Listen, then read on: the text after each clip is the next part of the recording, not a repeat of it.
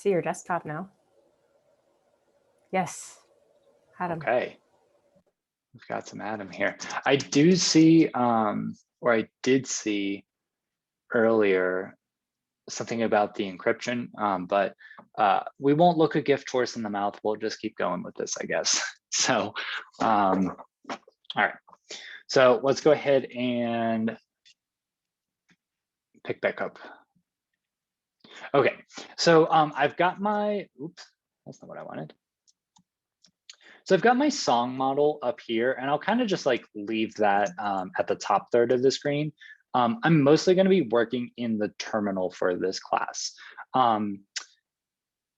So what I will say about this class, I know like certain students like to when kind of the instructor is driving, like to do things differently. So some students like to follow along and code along, and if that's what you want to do, that's totally fine. I will be in 2 tabs of my terminal. So I just opened up a second tab. And so now I've got these 2 tabs. One of them is going to be the SQL. One of them is going to be the active record. So it could get a little confusing if you're trying to like follow along and know like which tab am I supposed to be typing this into. So if you want to follow along, that's okay. I will just say that if at any point you get lost or like you find that you are not paying attention so much as like trying to debug on your own, at any point you can just like stop trying to code along and just watch what I'm doing. That's totally fine. And you can always like go back and try it on your own. I am going to try and stick to the lesson plan, so it'll be easy for you to go back and watch what we've done. Okay, so the first thing I'm going to do here is I'm going to open up the Rails DB console. So this command is one of those Rails commands. It's kind of confusing because it's very similar. I'll make this a little bigger too. It's very similar to other Rails commands we've seen where it's Rails DB, but it's not Rails DB console. It's just Rails DB console, one word. So that's the first like kind of gotcha with this command. And when I hit enter here, this is going to open a PSQL session, which is like it happened again. Yeah, it happened again. If you're typing, I can't see it.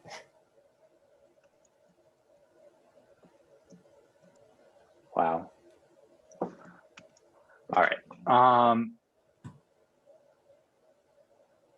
Okay, let's do this. Let's pivot a little bit, and I'm going to put you all into breakout rooms, and I'm going to have you all start to work through this lesson on your own time, and then hopefully I can pick it back up at some point. It's still like paused right now? Yeah. Okay, so let me just stop sharing because that doesn't seem to be working. And let's go ahead and have everybody open up the lesson plan. And can I get everybody to give me a hand raise once you've got that lesson plan open?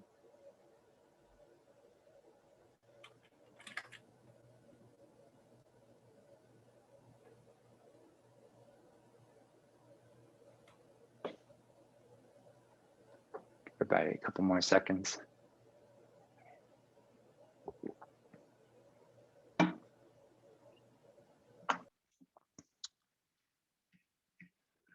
All right. So let's scroll down to the, we're not gonna do the review intermission work portion, and we'll go straight to the lecture portion. And that's gonna have you walk through what I was trying to do, which was use the Command T shortcut to open up 2 tabs in your terminal. And one of them is going to be that Rails DB console. That's a PSQL session. Essentially, it's very similar to what we did in Postico, where we could just execute SQL commands in Postico. Same thing, except now we're doing it in the terminal. So that's how we're going to interact with our database directly. So because we're interacting with the database directly, we've kind of cut out ActiveRecord at that point. Remember, ActiveRecord sits in between the Ruby program and the database. When we're just using the DB console, we're going to the database directly. So it's not good practice to ever like cut out ActiveRecord in our applications. We're just doing this for experimentation. And then the other tab is going to have you open up the Rails console, which is your Ruby interface to ActiveRecord, which connects to your database. So this lesson is going to have you walk through doing both side by side and comparing. So I'm going to lower everybody's hands. And I think you all should be good to go. I'll do the first breakout rooms for about like 5 minutes, just so you all can like get set up on those 2 terminal tabs, and we'll come back and check in and see where people are at 5. Does anyone have any questions before I let you go? So you're just like starting working through the lesson plan. There's no like stopping point here. So you can just keep going as far as you get in those 5 minutes. Genevieve. Which branch are we supposed to be on? It doesn't matter what branch you're on. If you just want to clone down a fresh copy, you don't need to change branches. The only thing you need access to is the song model, which we made a while ago. So whatever version you're on, you probably have that song model, but if you don't, you can just clone down the fresh copy from setlist, and the main branch of that should be fine. Cool, thank you. You're welcome.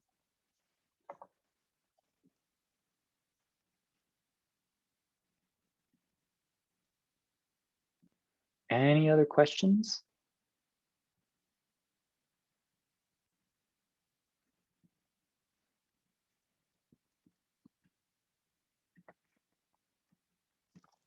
All right, I'm gonna give you all 5 minutes.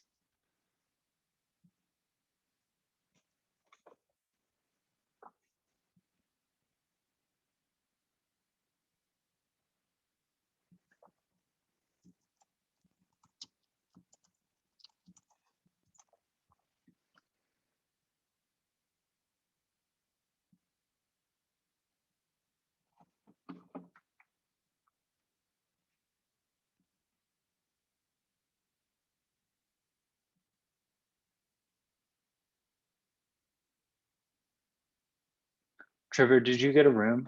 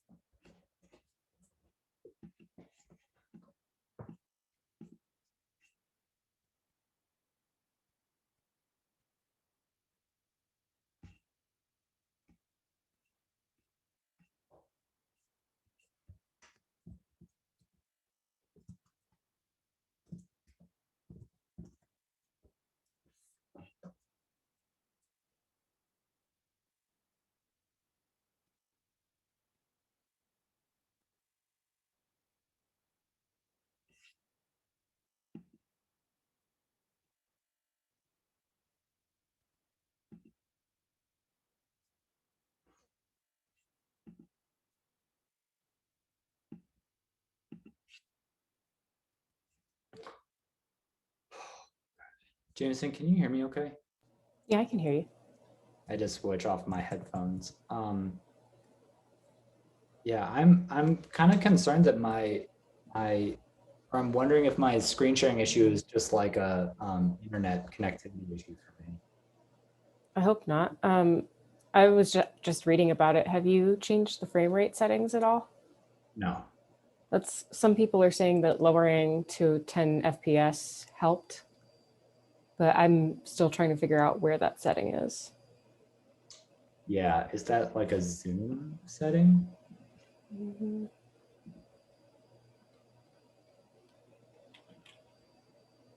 TBD, I'm still Googling.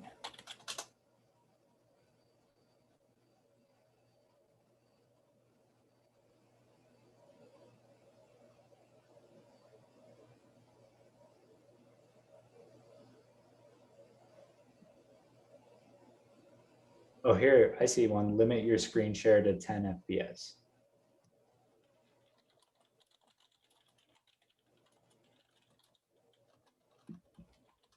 Here, I'm gonna try to do it now.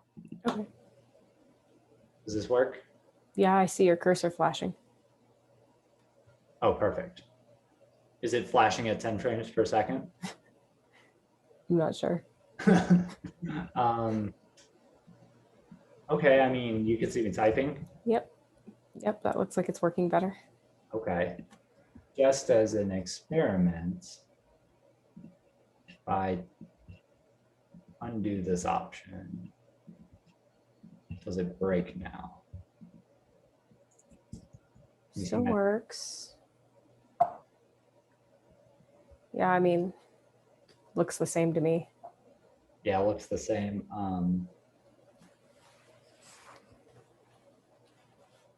Okay, well, I'm going to leave that option checked and see if that works. I don't know what to do. Fingers crossed, yeah. I mean, I guess like as a backup, if we keep having them work through it on their own, that's okay. I think. Mhm.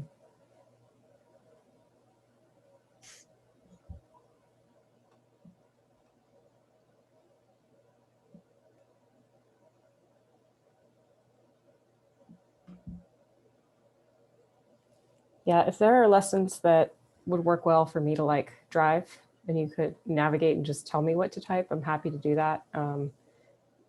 I don't think I've run into that screen sharing issue yet. So yeah, let me know if there's anything I can do to help, but hopefully it's just that frame rate thing.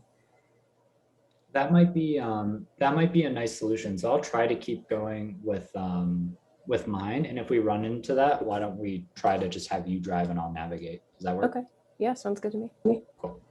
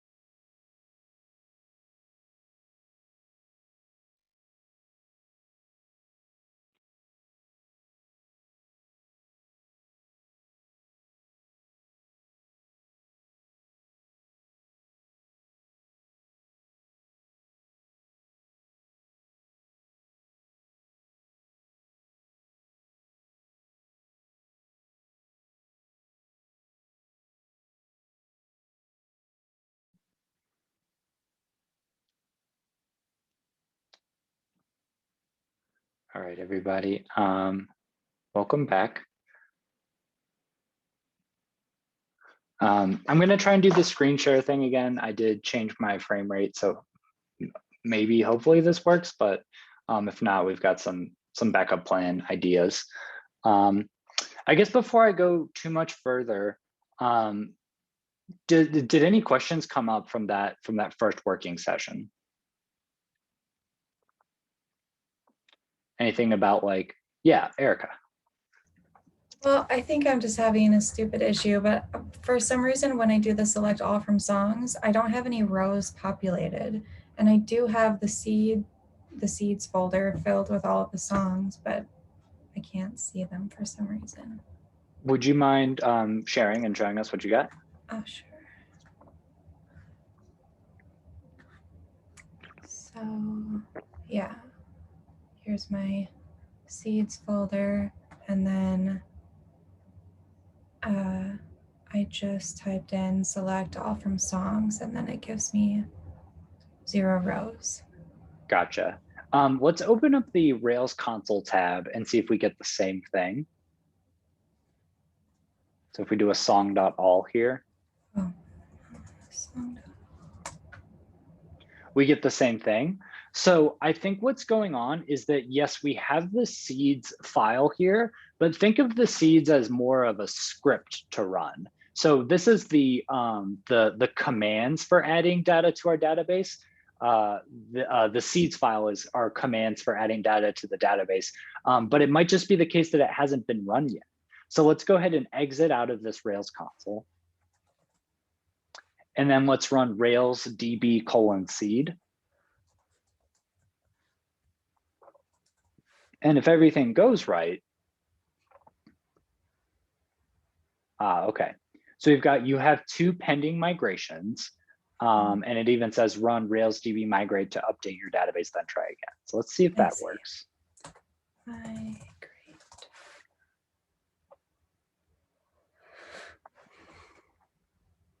Yeah, so we get relation artists already exists. In this case, because the set list app is just like, we're just kind of like practicing on it. What I think the easiest thing to do would be to just drop and recreate the database. So let's do a Rails DB drop. And remember, this can happen if you're, so all of your set list copies, actually, let's do this together. So if you have different copies of set list, you might have noticed, okay, let's figure out this issue first. So it says set list development is being accessed by other users. That's probably your PSQL session. So let's go to that other tab and exit out of it. I think just type exit or /Q, there you go. And then let's go back to the other tab and try to drop the database. And then let's do a create and then a migrate. So anytime you are setting up a Rails app, you're almost always going to have to do Rails DB create, Rails DB migrate. And usually it's a good idea to do Rails DB seed if the developers included a seeds file.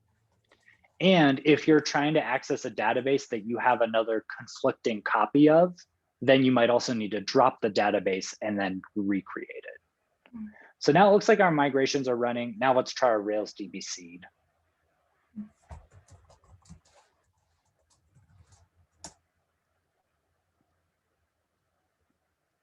Cool, so we didn't get any output. I think that is a good sign. So let's open up our Rails console and our Rails DB console again and see if we see that data.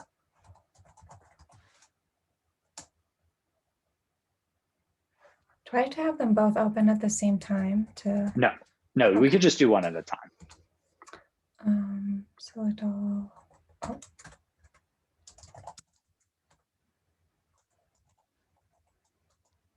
Cool. And there's our seed data. Nice. Nice. So Erica, one other thing that I want you to do is, can you find that config folder in Atom? And go down to database.yml. The way you would pronounce that is .yaml, so database.yaml. So the reason why I want to show you this file is because this file determines what your database is called. We can see for the development database, it is called set list development. So I had some students ask me some questions. Even if we clone down different copies of the repo, it's still trying to access the same database. The answer is yes, because the database name is determined by this file. So the only way that the database name would change is if you went in here and changed it right here. Now, I don't want you to actually go in and change this file. Rails, the saying goes convention over configuration. So typically we don't want to like mess with configuration, especially as we're just starting mod 2 and kind of like learning Rails for the first time. But that is the explanation of, oops, that's kind of why all of your, even if you clone down different copies of setlist, it's still going to try to go to the same database. Thank you for sharing, Erica. Does anybody have any other questions? Anything on the seeds that's coming up?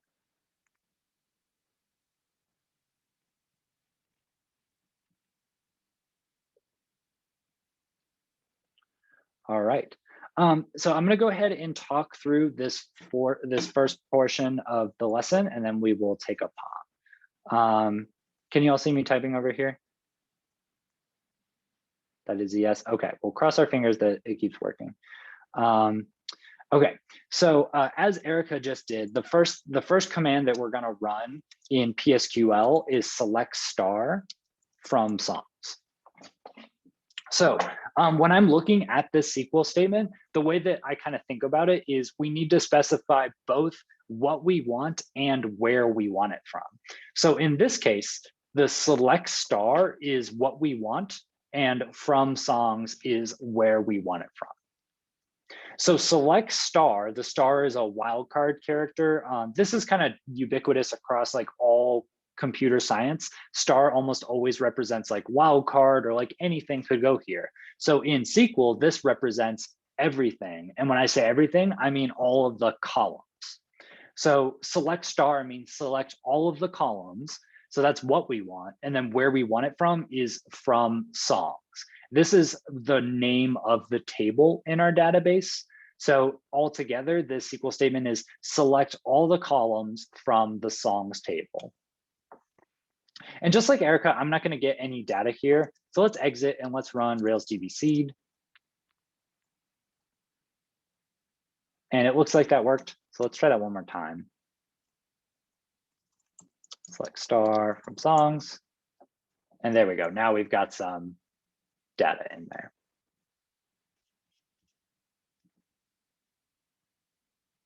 So this is kind of the most basic SQL statement.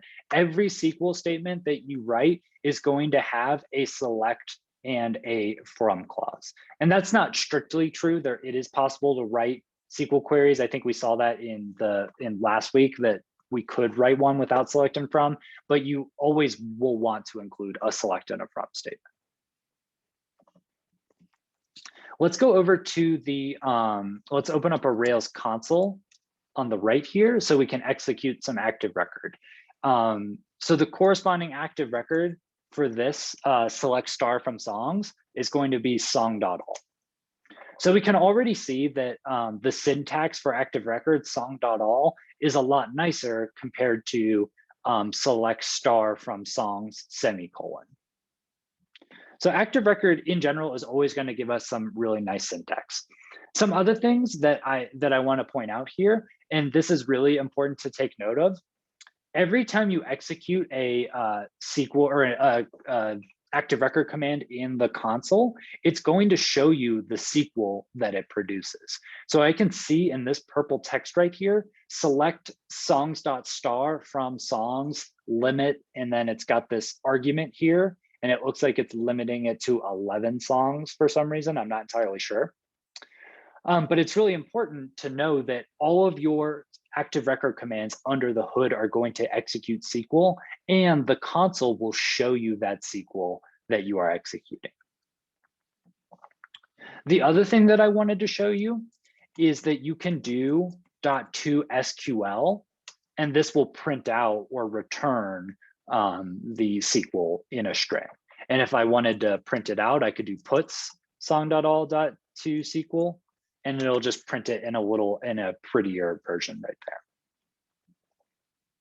So looking at the SQL and understanding the SQL under the hood is very important. Another trick that I wanted to show you is, so when we do song.all, we can see that it returns all of these ActiveRecord objects, but it's not very readable. This is kind of just like a big dump of data.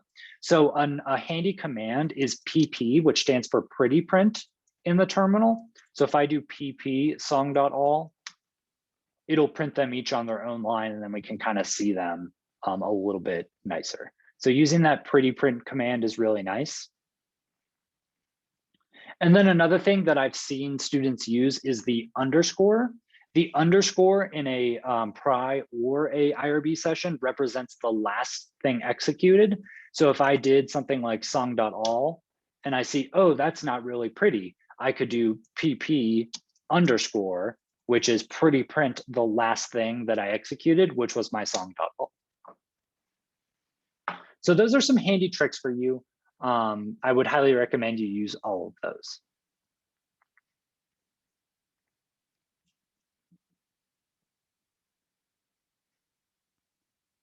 And then a couple other notes we have in the lesson plan. So in ActiveRecord, we use the model to start the query always. So in this case, the model is song. And I said always, that's not strictly true. We're either going to start on the model or an instance of the model. So in this case, we're starting with the song model. And when we start with a model like song, ActiveRecord makes a lot of assumptions based on the model that we start with. So in this case, ActiveRecord makes a lot of assumptions because we started with the song model. the most important one that we can see right off the bat is it's assuming we're selecting everything from songs. So whatever table the model corresponds to, it's going to assume that you're doing a lot of operations for that table that it corresponds to. So a lot of your active record will be determined, or sorry, a lot of the SQL under the hood is determined just by what model you start with. And that will come up in some other situations later. And then we don't have to write the select statement either. So when we just do song.all, active record assumes that we're selecting everything. So if you don't tell it otherwise, active record, I said returns, it will return everything. When we're looking at SQL, so this is the SQL return value. When we say everything, we're talking about the columns coming back. So we're returning all the columns.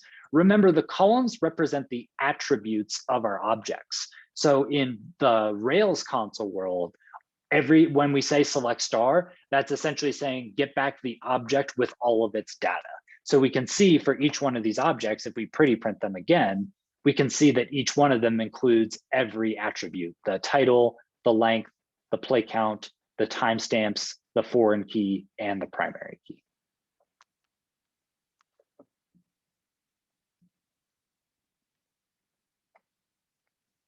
Okay, let's go ahead and take 5, and then we'll come back at 9:40.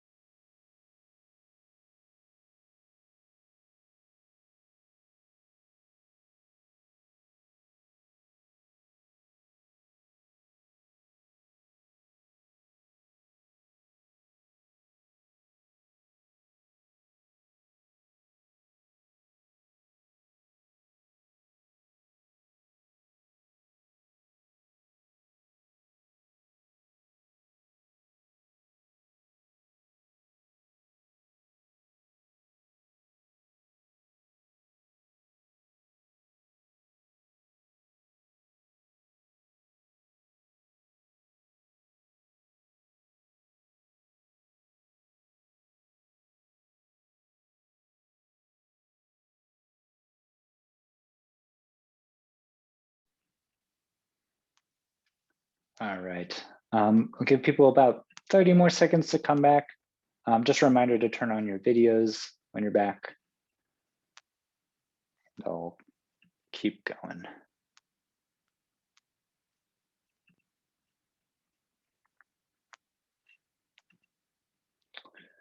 All right. So the next thing that we're going to do is we're going to change our select statement a little bit. So we've talked about how the star represents all of the columns. We don't always want to get all of the columns back. Usually this is just kind of a general principle. When we're writing database queries, we only want to get back data that we need. And that is for efficiency. So if we got back more columns than we were asking for, then that could slow down our queries a little bit, especially as our databases grow and they get millions and millions of records in them. So the way that we can select columns is with this syntax. I'm going to write it like this: songs.title from songs. And so this is the SQL command to just get the title column. The syntax here is that it's the table name dot and then the column name. So in this case, songs.title is specifying the title column from the songs table.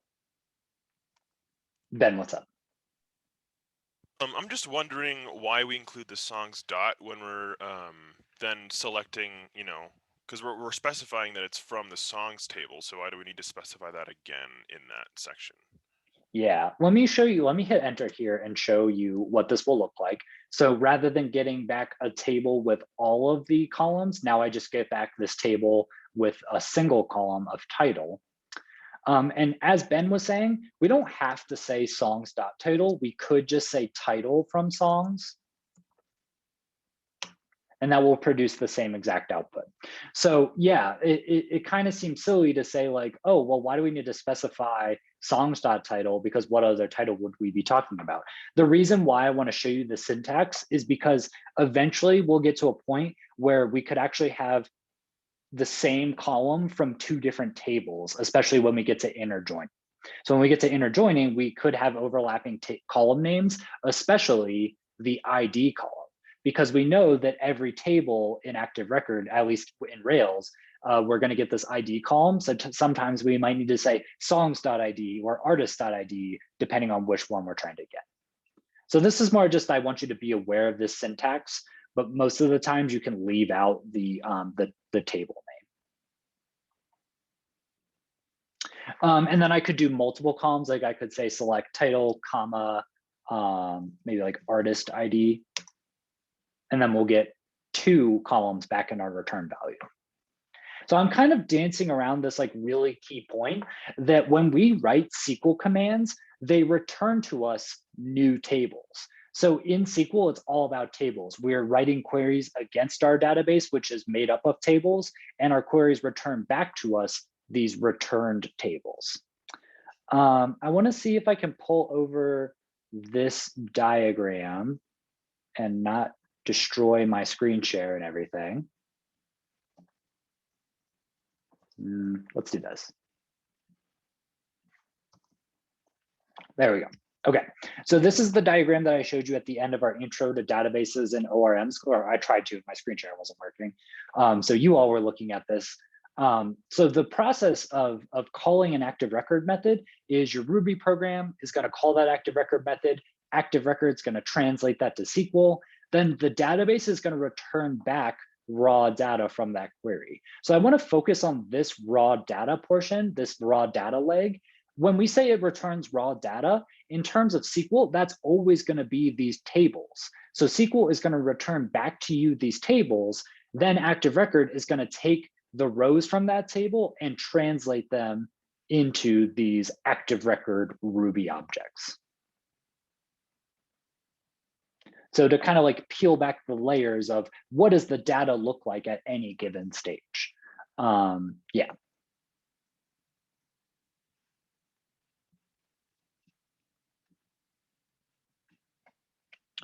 So that's how we can select a specific column from our table. The corresponding ActiveRecord is going to be very similar. We're going to say song, again, starting with our model, dot select, and then we'll pass the typically we will pass our column names as symbols. So select and then symbol title representing the title column. And if we pretty print this out, we can see that now we're getting all of our objects back. They look very similar as to before, except now we don't have any ID here. We have this nil ID, and we don't have any of the other attributes like play count or length or anything. We just get that title back. So even though there is an ID in that database, remember ActiveRecord is just taking the raw data from this SQL query. I guess it would be this SQL query where we're just selecting the title and translating that into ActiveRecord objects. So with this raw data, there's no ID or any other value to assign to those ActiveRecord objects. So that's why we get back objects that just have the title on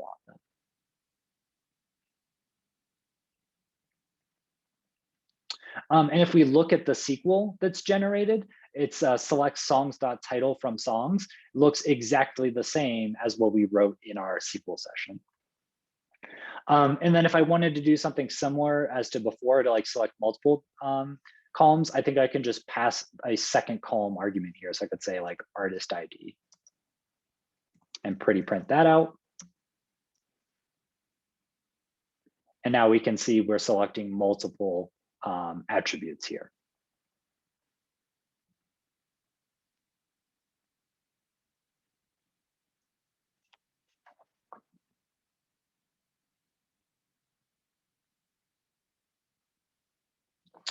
I want to talk about this. Let's go back to this version right here. So there are different syntaxes for this. So I said song.selectTitle. You could do something like song.all.selectTitle. That will work as well. But typically we don't need to chain on the all with other commands. If you are doing something like a select title, ActiveRecord typically assumes the rest of the statement like the .all. So you don't need to include .all, but you can. That will still work. Can I get a volunteer? What type of object is returned to us from this query? Or how could I find out what type of object is returned? Adam? I think it's an array. How do you know? You could just do a .class at the end and it should tell you. Sure. So I'll take this same command and say .class. Oops. Let me do that one more time. And so what did we get back here? What data type is this?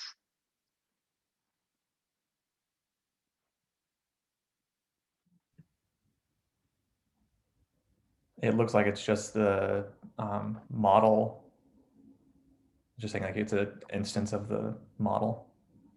Yeah, so not quite. It's not an instance of the model. It's a collection of instances.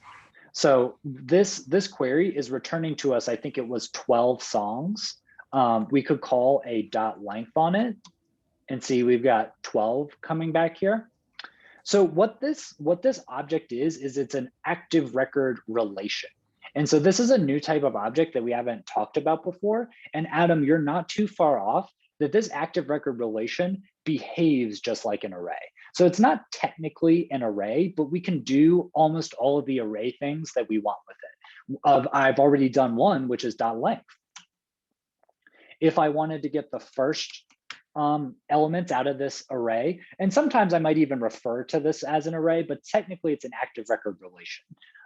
So I could say like .first to get the first song, or I could use my bracket notation of 0 to also get the first song. That will work as well. And then we've already seen this, we can do things like each. So I could use an each to loop over this, look at each song, and then maybe let's print out the song's title. Something like that. So anything you can do to an array, you can do to these ActiveRecord relation objects. Ben? Yeah, so just kind of wondering, relating back to the project, when we get into that like active record stuff, when we need to be performing these like manipulations on our data, these like, you know, how you did the select each stuff, if that would belong to a method and then that was like on one of the user stories, we would put that in the actual model, right? Is that where that Yeah. lives? Okay, cool. Yeah, exactly. You've got it.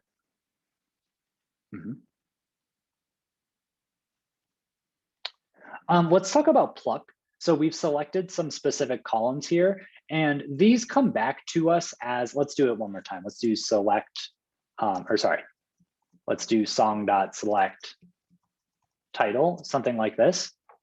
These are still coming back to us in this active record relation object. So if I want to get to each, so they're in this active record relation object, and the titles are stored on the song objects.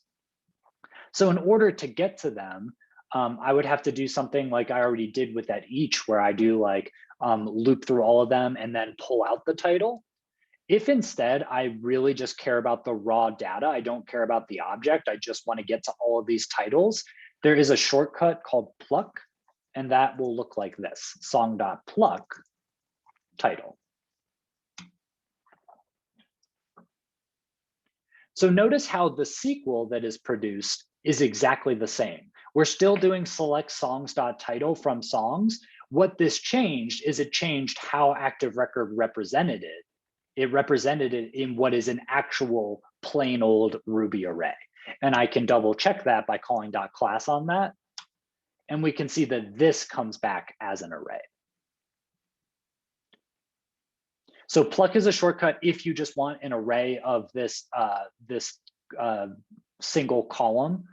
So like if I wanted all of my, yeah, so that's how I could get a shortcut to just give me all of the song titles. So pluck is a shortcut. You don't always have to use pluck. Anything you do with pluck, you can do with select, but it is a handy shortcut.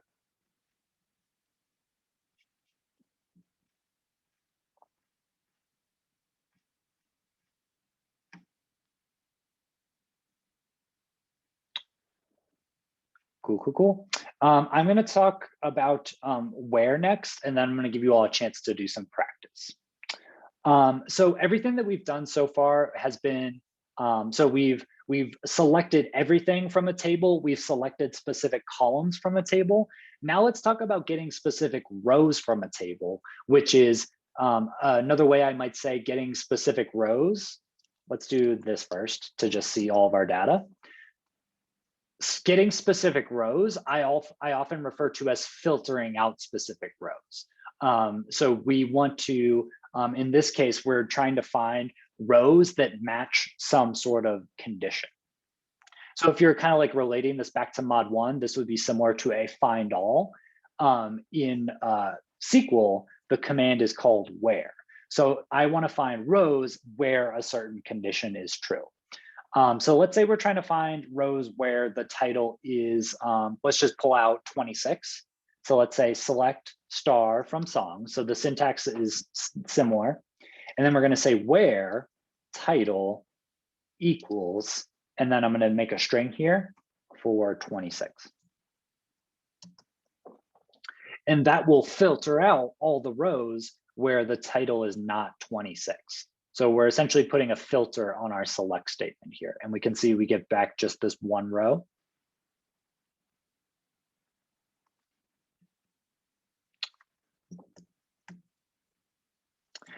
Same thing with the syntax here. So I say title equals 26, the title specifying the title column. I could also say songs.title to be explicit about, whoops. Yeah, I could be explicit about, I want this column from this specific table. So I want the title column from the songs table. And that should produce the same thing.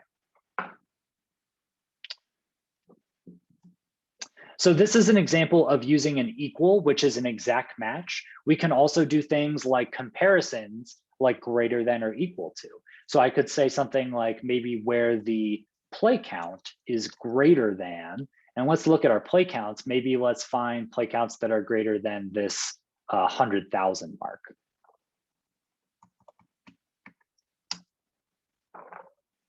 And so now we can get back those rows. And just like greater than, we could do greater than or equal to.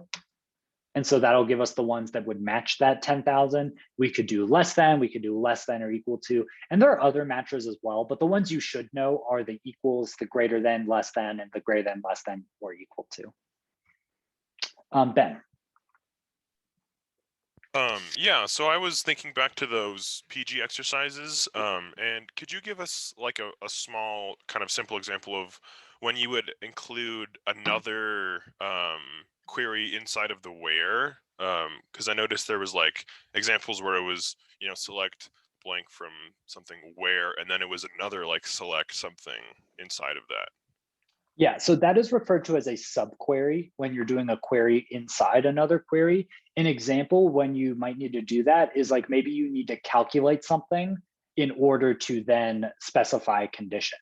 So maybe I wanted something like I want all the songs where the play count is greater than the average play count. So I would do one query to get the average play count and then another query to use that average play count to find records that matched it or were greater than that or something. So is that why you didn't want us including attributes that could be just like calculated from doing a query, like, how you have pet count? You don't want to have pet count because you can just do a query on how many pet count or like pets there are. Yes, that's so we don't expect you to use subqueries on this project. I will say that. Right. The reason why we didn't want you to include that like data that could be calculated from another piece of data, that's more to do with database normalization. And that's just kind of like best practices for laying out and organizing your data. Cool. All right, so this is the SQL syntax here. Our where statement's a very important statement. In ActiveRecord, let's see what that looks like. It's going to look something like this: song.where. And again, because I'm starting with my song model and I'm chaining on another command, I don't need to use the .all or anything. So I could say something like song where the title is 26, just like I did before. And so this is the syntax, this keyword argument syntax. This is how you do an exact match for data. So before I said find songs where the title is equal to 26, that's what this looks like in ActiveRecord. When you want to use the comparisons like greater than or equal to, the syntax is a little bit different. So the syntax now, instead of this keyword argument syntax, I'm going to use a string, and I'm going to say, let's do what we did before. Let's say length greater than 10,000. And, oh, did I just do too many zeros? Find out where length, what am I?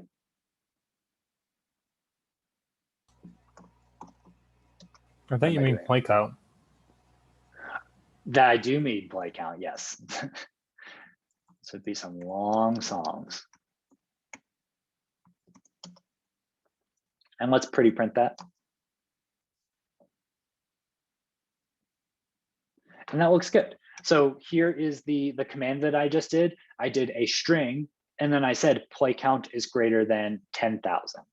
And then if I wanted to do equal to, I could just come in and change this, and that would work as well. So some key points about this syntax. When we include strings into our ActiveRecord statements, these are referred to as SQL fragments. So essentially what we're doing by adding this string is we're writing a tiny bit of SQL that's going to become part of the SQL statement that is generated. If I look at my SQL statement that's generated right here, I can see that that play count greater than or equal to 10,000, this is exactly the string that I wrote in my where statement. So this is like writing a little bit of SQL that's going to get put into the actual SQL statement. So the question came up last week of, why do we need to know SQL if we're doing active record? It's because we're still going to write little bits of SQL here and there. We don't need to be masters of SQL, but we at least need to know enough SQL to write these small fragments out of it.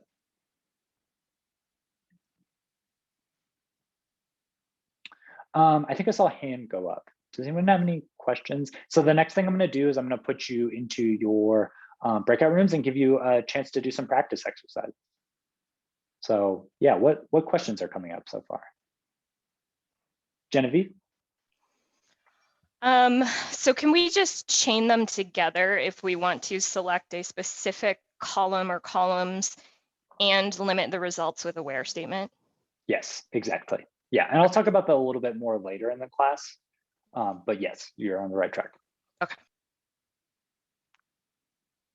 Other questions?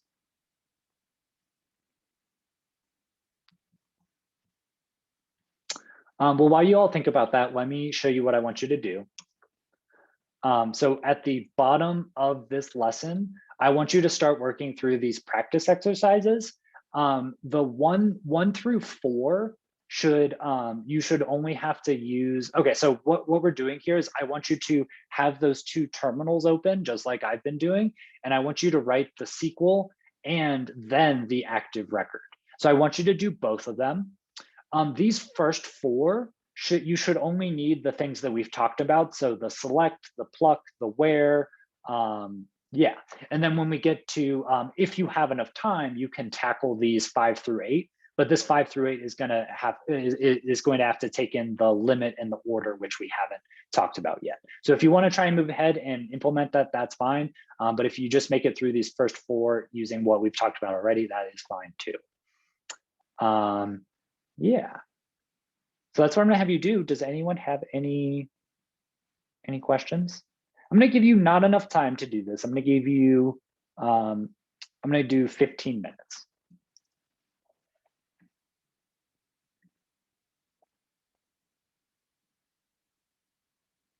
All right. Well, if no one has any questions, I will open these rooms.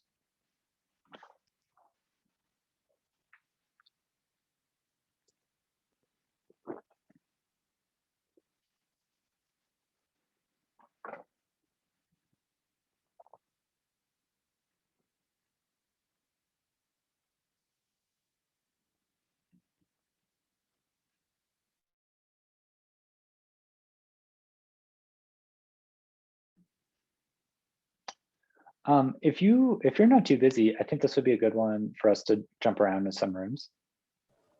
Sure, can do. So I think maybe let's give them like just 5 minutes to get started, and then we can start moving around. And how about you start from the end? I'll start from the beginning. Sure. Cool. Works for me.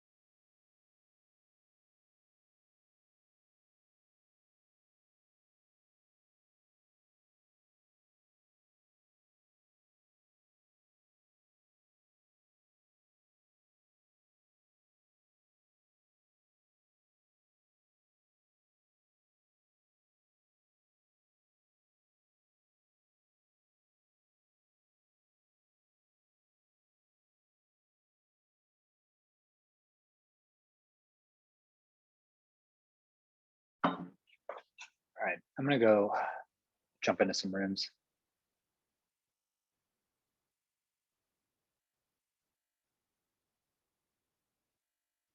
Down here is select where song. What was this? So it could just be select star. Star where.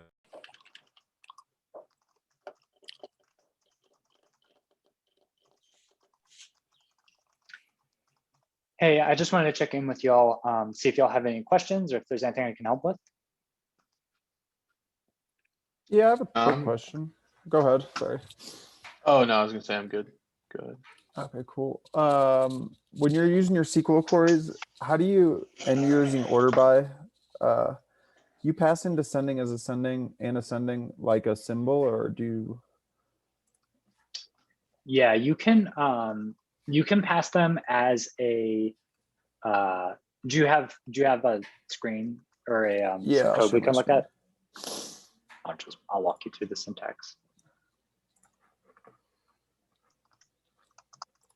And I think I'm just looking at the lesson plan. Yeah, the lesson plan is going to walk you through this too. So let's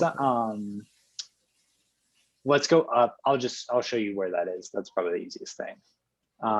Scroll up a little bit more to I think it's ordering rows, limiting rows. Yeah, it's this one right here. Oh, I'm not ordering it by anything. That's why. There you go. But yeah, that should give you the syntax for either of those. Cool. All right. I appreciate it. You're welcome. Did you all work through the, have you all worked through any of the exercises yet? Or the practice ones? That's why I was just doing these bottom ones. Cool. Yeah. All right. Well, I'll leave you to it then. Thank you. Thanks.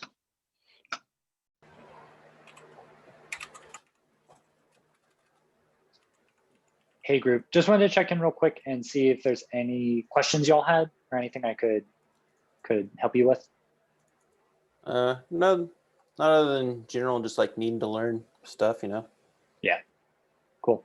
I mean, if you all are moving, then I'll let you keep working. Cool.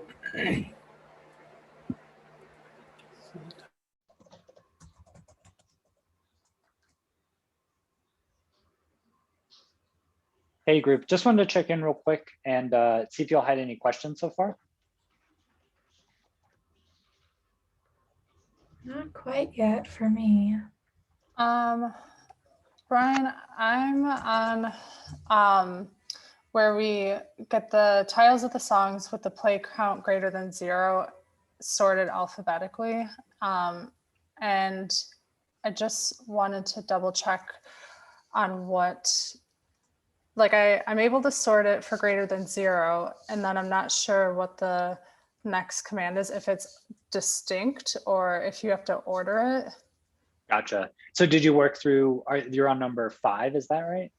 Yeah. And did you work through the first 4? Yes. Cool. Yeah, so you're gonna need to order in that one. Okay. So yeah, I'll go over those sections briefly when we come back, but it sounds like you're in a good place. I think just like look at that section in the lesson plan and see if it makes sense after that. Okay, yeah, I remember using order. I just don't remember like literally the order syntactically that it goes in. So yeah, that should be up a little higher in the lesson plan. Yeah. Cool. Anything else, y'all? All right. I think so. I'll leave you to it.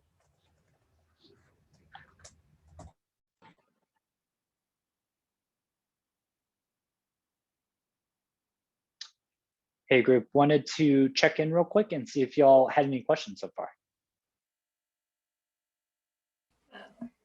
Going pretty well. Cool. Is there a way, to, in ActiveRecord to do, can you just like add on? So we've seen where you can do like song all, and you can do where song select like one column. Can you do 2 columns within that select? Yeah. Are you referring to the ActiveRecord or the SQL syntax? ActiveRecord. Yeah. So in the ActiveRecord, I think you can just separate them with commas. So you could do song.select title, comma, play count. Yep, that worked. Cool. Are you all working, which exercise is everybody on for the practice?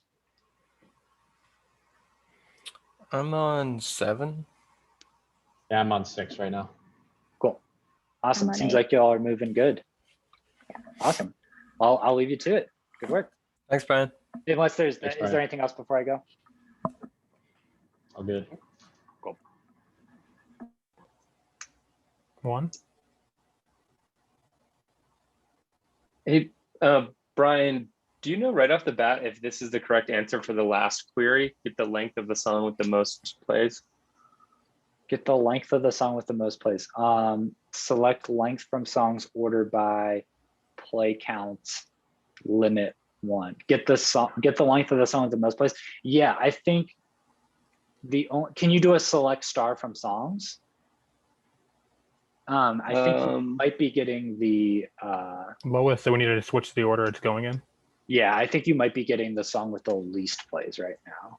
Right. Gotcha. So we just need to order by play count, and then we just need to do a DESC. Yeah. Yeah. Okay. Cool. We weren't that far off, Jeremiah. Yeah, of course. Yeah, you got it. All right, and Great our job. last one. Do y'all so we have could any, do this one. Do you have any Oh, questions sorry. before I run? Just want to make sure. Just want to check. No. I think we're cruising along here pretty well. Awesome. I'll leave you to it. Sweet. I feel like that helped last mod, to be honest. Like For a sure. lot. Yeah. Dude, yeah, I put in so much time in those 2 weeks off. That group project would have been a bitch without that. Like even more of a bitch than it was. Which one?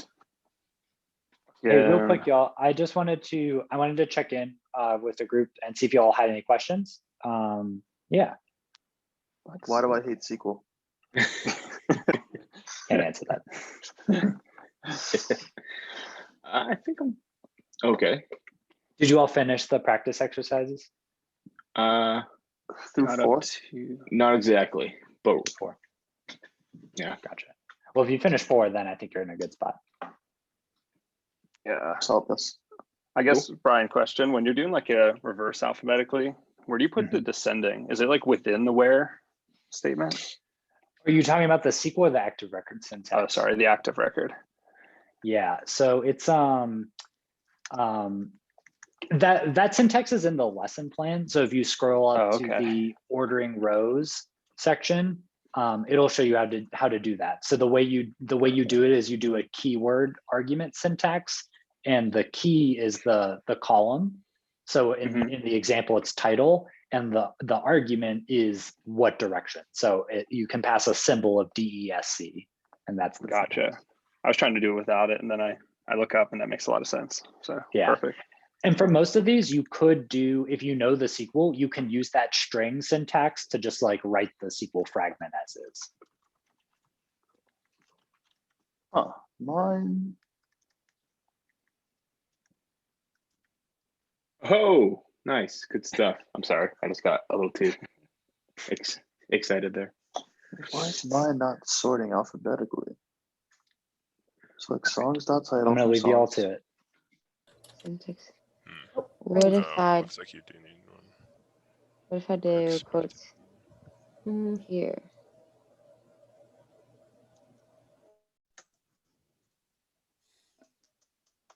Hey group. Did Jameson check in with you all already? Yes, they did. Cool. You doing all right? I think so. All right. Well, I'll leave you to it then.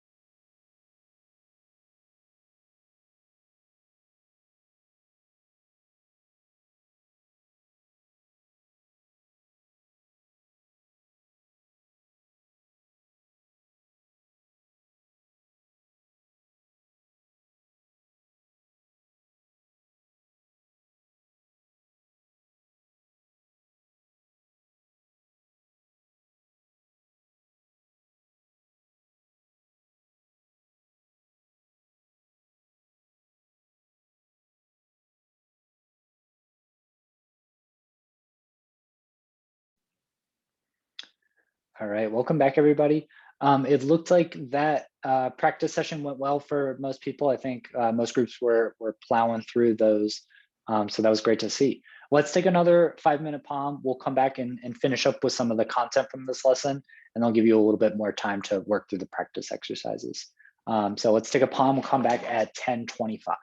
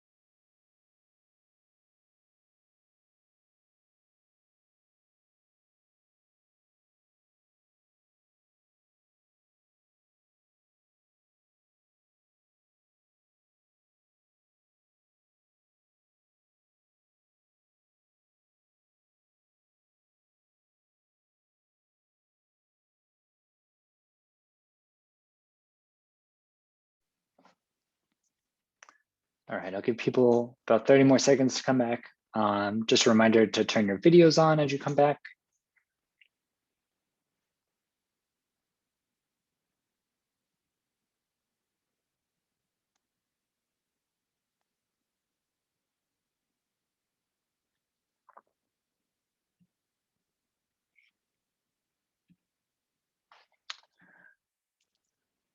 All right, so I'm gonna keep going with a little bit more content here. I think a lot of groups kind of like got into the later practice exercises, so you might have already gotten to this, but that's okay. So the next thing I want to talk about is ordering rows. So when we are ordering something, so remember all of our SQL statements. So I'm writing SQL over here in the DB console. All of our SQL statements are going to return a new table. If I want this return table to be ordered by one of these columns, I can add in an order by, and then I can tell it what column I want it to order by. So I could say title, for instance. And so now we can see all of our titles are ordered in reverse alphabetical. So 26 is going to be first, Ain't No Bread in the Bread Box is going to be second. And we can see that it is treating capitals different. So like bad guy and bury a friend are lowercase b. So it looks like those appear after all the capitals. So that's how it's going to order things alphabetically. We could also order by length. And we could see now this is all sorted by this length column. By default, the order by is going to sort things ascending, which means lowest to highest. So we can see the lowest length is first and the highest length is last. If we wanted to reverse that, we would add in a DESC argument. So order by length descending is how I would read that.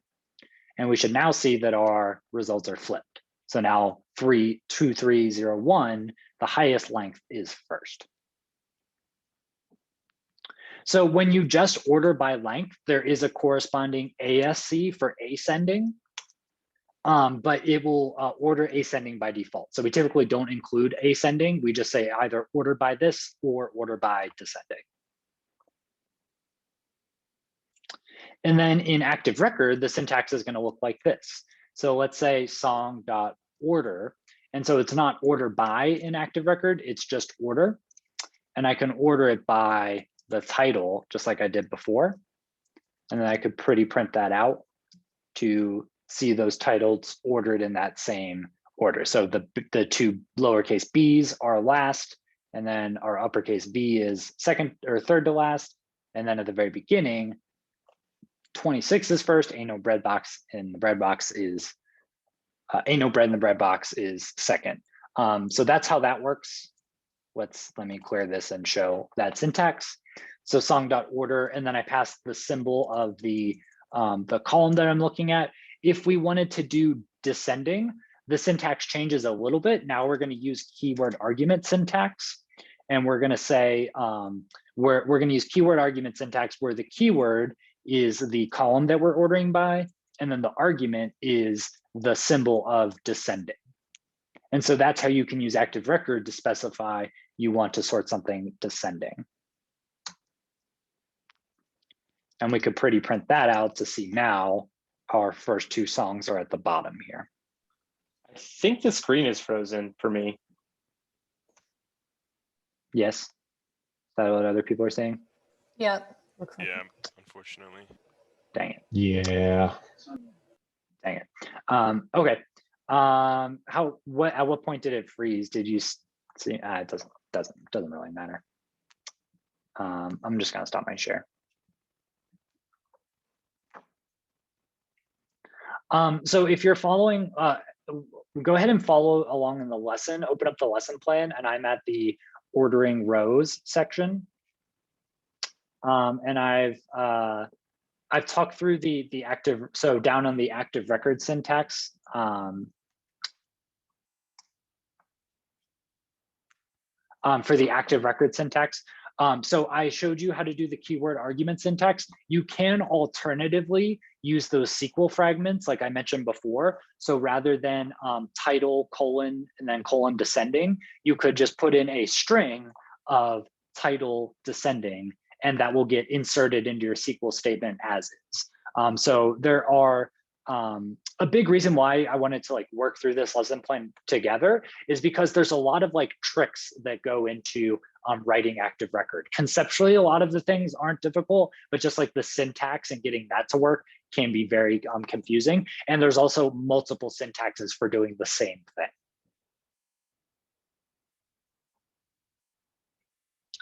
Moving on to the limiting rows section. So sometimes it says SQL, sometimes you may only need so many rows. For example, if we needed 2 songs. So the SQL syntax is you add in a limit, the keyword is limit, and you say the number of rows you want to get back. So in that example, in the lesson plan, we have select star from songs limit 2. That is saying just give me back 2 rows. Yeah. And the active record syntax is very straightforward for that. It's almost identical, except now to pass an argument, we're going to include those parentheses. So it can say song.limit2. The key point about this limit command is that in general, we always want to push off work to the database. So the database is this tool that is built for storing and querying data. So anytime we want to push off work to that database. So you might say, what's the point of limiting to certain rows? Why don't we just get back, if our queries are going to give us back an array, why don't we just get back that array and then grab the first 2 things out of the array? Well, the answer is it could be very inefficient to load up, say we have 1 million songs in our database. It would be very inefficient for us to load up 1 million songs into Ruby. And that's gonna push off active record. It's gonna have to use some of our computing power to load up all those objects, then for us to just get 2 of them. So you always want your active record and your SQL statements to do the bare minimum of what you need, of what you care about, and you want to make sure that you're doing whatever you can in the database as opposed to doing things in Ruby. So you'll see in a lot of our rubrics that we say there's no place where you use Ruby instead of active record. So anytime you can use active record, you should. That's the key point there.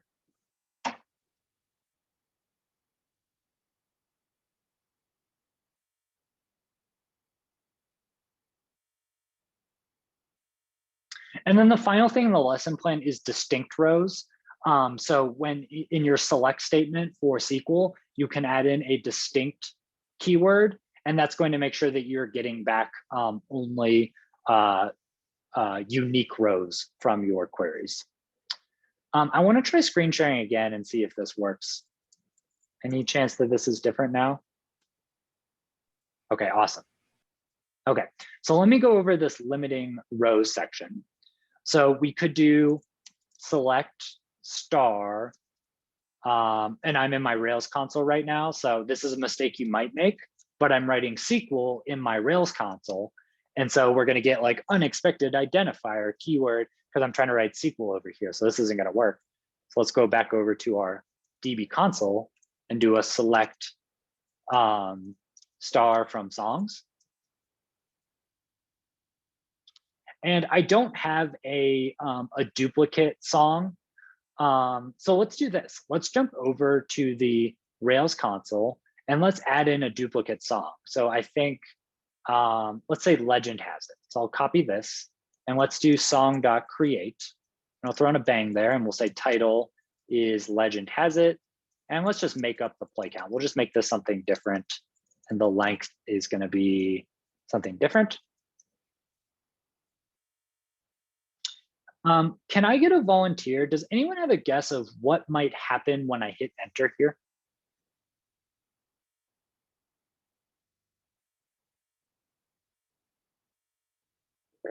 Doug, what do you think? You'll get an error because you need an artist to assign it to. Exactly, yeah. So a couple things, this exclamation mark right here, this bang, ensures that if there is an error on this object, that it's gonna throw that error, it's gonna show us that error. And yes, because we don't have that artist, now that in our model, this is where our model is coming into play now, because a song belongs to an artist, it can't exist without an artist. So when I hit enter here, we're going to see begin, rollback, trace back. This is where the error part comes in. Active record, record invalid, validation failed, artist must exist. So let's do, let's say artist equals, let's just grab the first artist from our database. This is another command that's not in the lesson plan, but this is very helpful. You could just say dot first on your model to just get any old, to just get the first record out of it. So now rather than song.create, I could say artist.songs.create. And now we see our full insert into SQL command that's adding this to my database. So a cool thing that we can do now is because ActiveRecord is connected to the database and my Rails DB console is connected to the database. Now, when I do select star from songs, without having to like exit out of the PSQL session or anything, I should just see now I have my legend has it as my last song in here. So we could see that live update. Okay, so now back to what I was doing before. If I do select title from songs, I'll see that I get back legend has it twice. If I wanted to get back a unique list of all the titles, I could add in an argument into my select statement for select distinct title from songs. And before I had 13 rows, duplicate legend has it. Now I only get 12 rows and I only have legend has it once right here.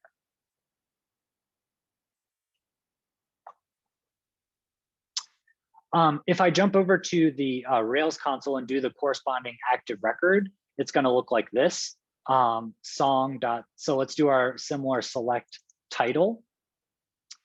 And because there's no argument that we have to add to this, we don't have to say like distinct for or something. The active record syntax is we just chain on a dot distinct. And the way I could test this is I could call dot length on this to see that there's only 12 rows versus without the distinct, we should see that we get 13 rows. And there that is. One thing that's important to note here is that if we try to just say song.all.distinct and call .length on this, we'll see that we still get back our 13 rows. So it's not limiting, it's not seeing those two legend has it and making those distinct or removing one of them.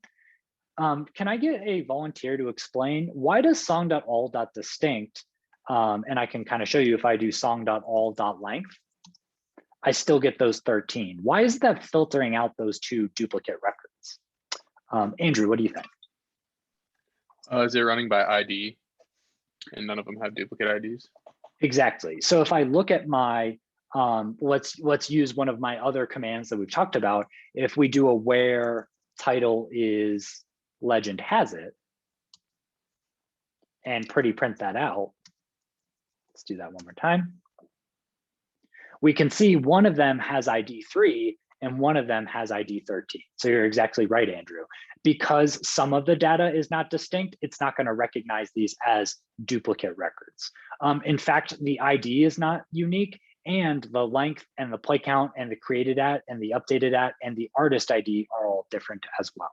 So the only way distinct is going to work is if the columns that you're selecting, the attributes, are exactly the same for records.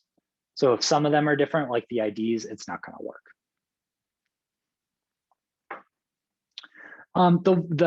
I want to also show you a mistake that you could potentially make with this.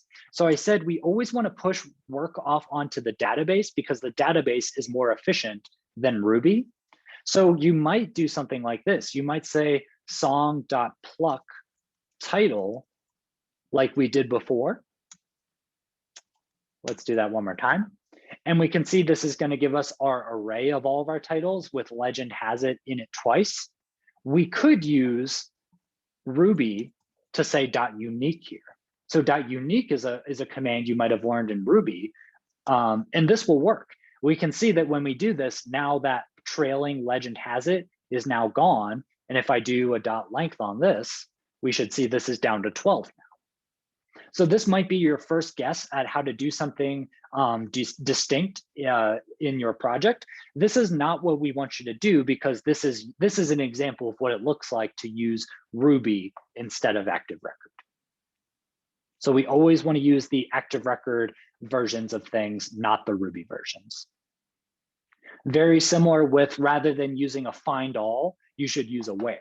Rather than using a sort by, you should use an order.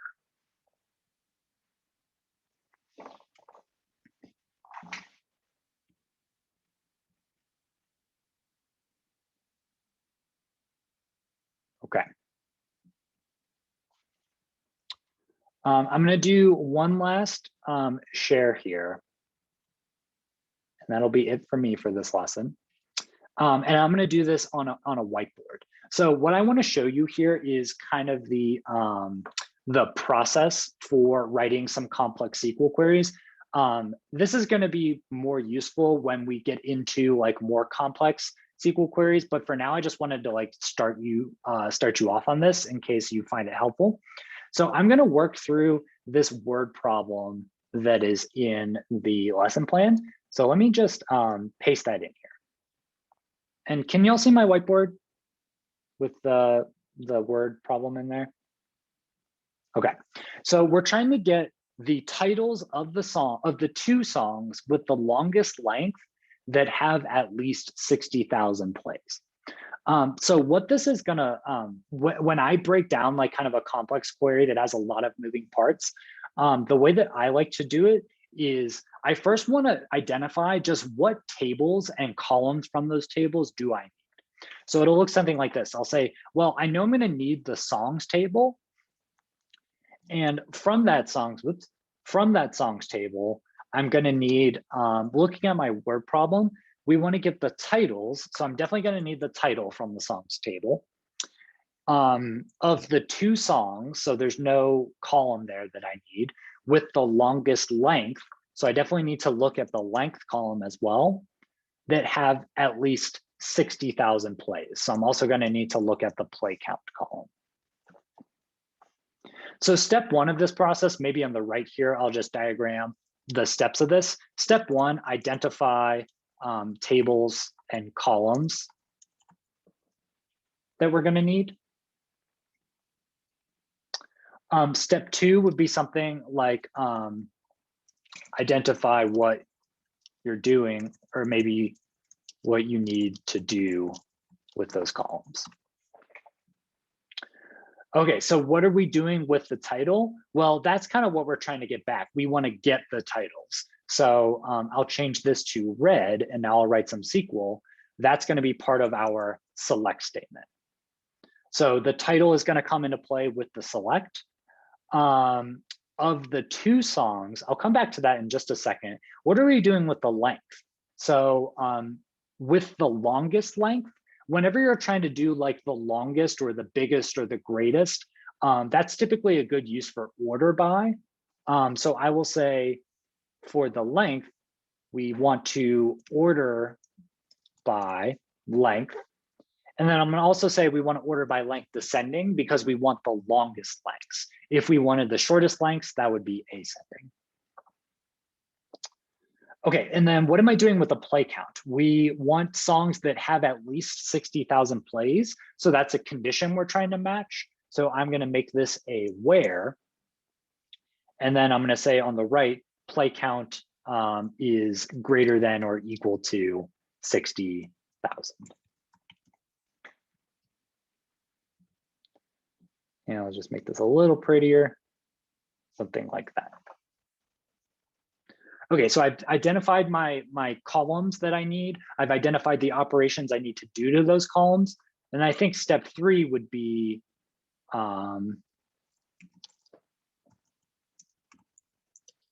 identify other SQL statements. This would be like kind of do another check and see if there's anything that you're missing from this query.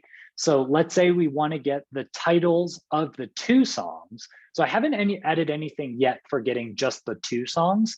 So this is where I'm going to limit this by 2. So I'm going to say only give me back the 2 songs with the longest length that have at least 60,000 plays. So I've already done longest length and 60,000 plays. So this diagram is a really good guide for me to write my actual active record for doing this. So as your queries get really big, it's hard to like keep track of everything. So this is just like a good, remember all the things that I'm trying to do.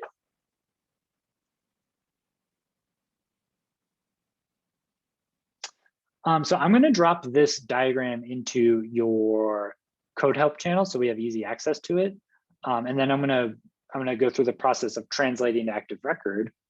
Does anyone have any questions so far?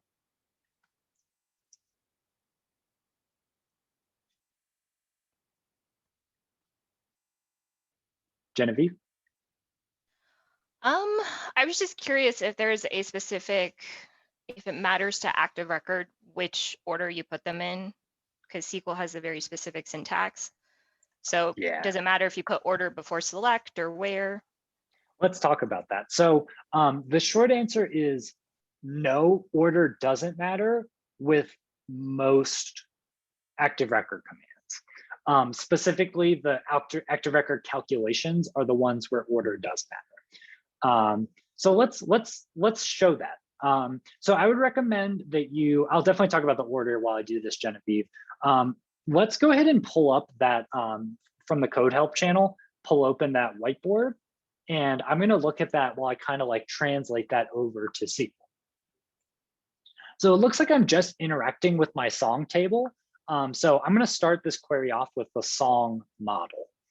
And then I can just kind of like translate over to the active record syntax. So to select title, I'm going to say .select title here.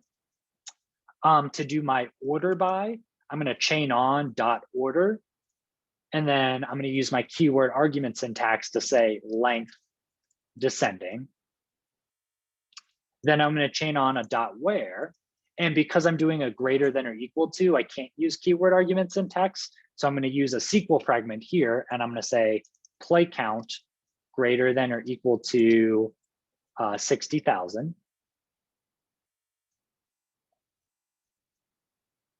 And then I'm going to chain on a limit of 2.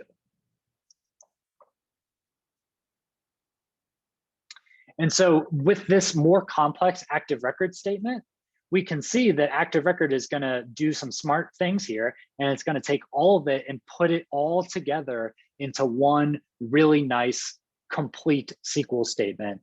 And that's going to return to us, it looks like 2 songs that match all the 2 songs that match all of those conditions.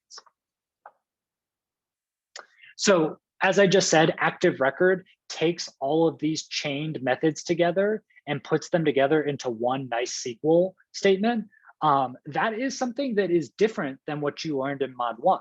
In Mod 1, what we learned is that when we call a method, the next method runs on the return value of the previous method. So it's kind of like this method would execute, then that method, then order would execute on top of that, then .where would execute on top of that. Active record actually behaves a little bit differently. Active record takes all of these chain methods together and packages them up together into one SQL statement. The big advantage of doing that is because it all comes together into one SQL statement anyway, we can change the order of these statements. So for example, I could take the limit off of the end of this statement and move it all the way to, let's just put it right in the middle here, do limit, limit 2. And we'll see that the SQL is exactly the same and the return value is exactly the same. So any order we want to mess this around. So Genevieve said it earlier, SQL is very finicky about the syntax. This needs to be in this exact space. This needs to follow it, et cetera, et cetera. This is a nice feature of active record that we can like really move things around and not worry about it too much. So like in SQL, the select statement has to be first, not an active record. Let's put it at the end. still works, still produces the exact same thing. Now, not all of your the caveat here is not all active record methods behave this way. The one that we've talked about today that will not behave this way is pluck. Pluck will need to go at the end of your statements. We'll talk about that more in future classes, but just know that for now, if you try to do a pluck at the beginning, or there's another active record clause, I'll refer to these as active record clauses, that's after the pluck, it's not going to work. So you'll need to put your plucks at the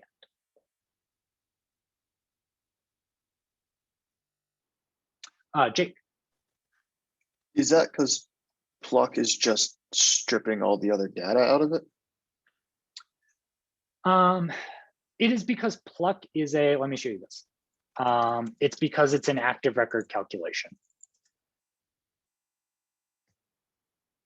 So here's the API docs for active record calculations. This is where our average comes in. So in class, we've shown you how to do average. We haven't shown you how to do other things like count, but you will need that for your project. And we can see that pluck is one of these right here. So all of these methods are the ones that are going to have to be at the end of your SQL statements. Good question. Cool. So for the last couple minutes of class here, I'll keep taking questions. If you want to work on some more of those practice exercises as I'm talking, that's totally fine. I think that it would be a very good idea for you all to work on the checks for understanding on your own, which is kind of just reviewing all of the methods that we've talked about and kind of like writing in your own words what they do. But yeah, any other questions coming up for you all?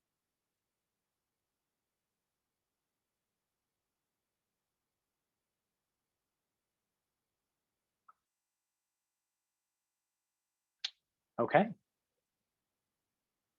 All right, well, let's go ahead and wrap up here. Go ahead and open up the survey for this class and take a minute or two to leave me some feedback.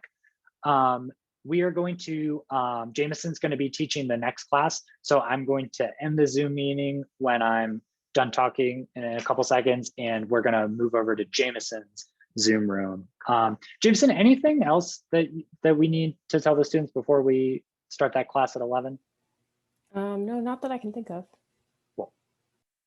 All right, so I'll end the Zoom call here. Take a minute to leave me some feedback, take a palm, and we'll see you all at 11. Thanks, Brian. You're welcome. Thank you. Thank you, Thanks, Brian. Brian. Thank you. Thank you. Thanks, Brian. Yeah, thank y'all.